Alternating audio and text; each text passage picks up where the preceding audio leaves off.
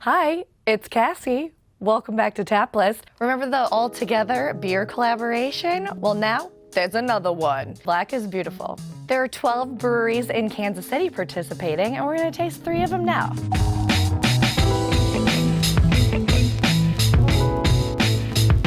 Participating breweries are basing their beers off of the same recipe.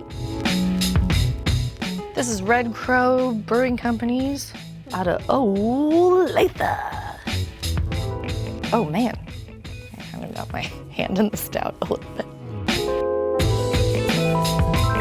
Beautiful dark chocolatey color. It has some chocolatey notes, but it's like very light.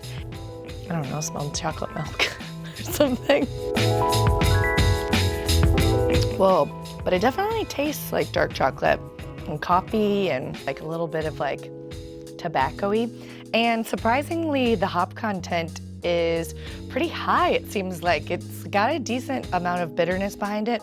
Sometimes you find that imperial stouts will be like cloyingly sweet because there's a ton of malt in there and it kind of gets that syrupy texture. Even though it's a higher ABV imperial stout, it's backed up with lots of hops. It's pretty tasty. Second beer on the Black is Beautiful collaboration is from East 40 Brewing Company, Blue Springs, Missouri. This one they did with cocoa nibs, cinnamon, and chili peppers. I'm pretty stoked about that. Never leave the house without a bottle opener. You never know when you might be asked to taste a beer on camera. Ooh, this one is actually, it does look a little bit lighter in color. Maybe? Oh, maybe not. All right, this one actually smells even fruitier than the first one. I know it has like the cocoa nibs and cinnamon and peppers, but I still get like that raisinette. There's chocolate that's hitting you pretty good. Sounds like a hot chocolate packet.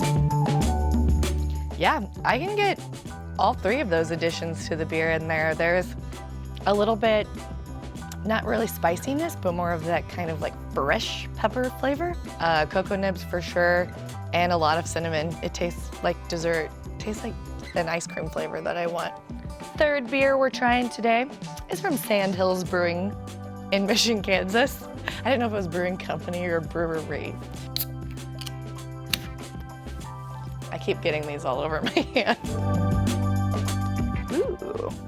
I don't know why I said that because it's the same color. It's not a surprise. They are just very beautiful. Black is beautiful. This one's got the highest ABV, so call me a sanitized Uber, baby.